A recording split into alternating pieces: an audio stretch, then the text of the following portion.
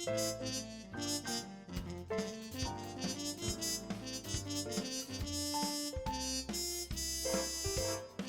everyone, in today's videos I'm going to show you how to use the debossing shape cutters, and we're going to do some troubleshooting.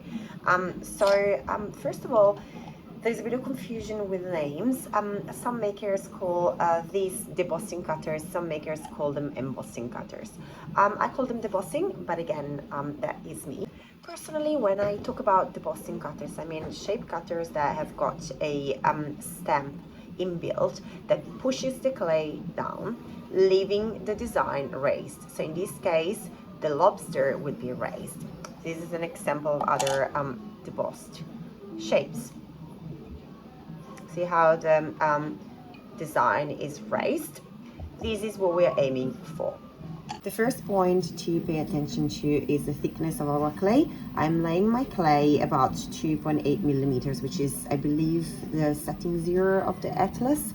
Something a little thinner will do, but this also depends on the brand of the clay cutters that you're using. This works for my cutters.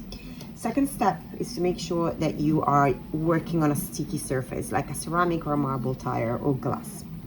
Third step is to make sure that you roll the clay on the tiles so that it adheres correctly. Then we want to make sure that we use a releasing agent. I use a sponge that I have sprayed with water and soap. You can also use armor oil or corn flour. So I'm gonna dip my cutter in here. I'm then going to press my cutter onto the clay. And for the first time, I'm going to push where the platform, the stamping platform is. Then I'm going to remove my cutter as straight as I can. And I'm going to repeat this process. Dip into the sponge or the corn flour and then press down. This time we're going to push the edges. You will see how the cutter this time is going deeper.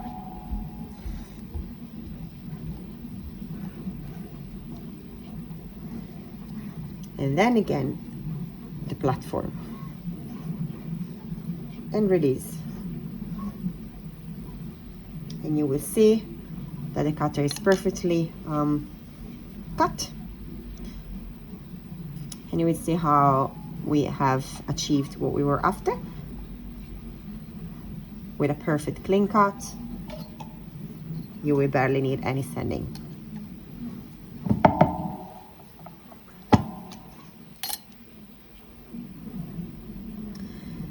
Now you may notice that some of these cutters may leave some very mild indentations in where the platform is. I don't know if you can see, they're very mild.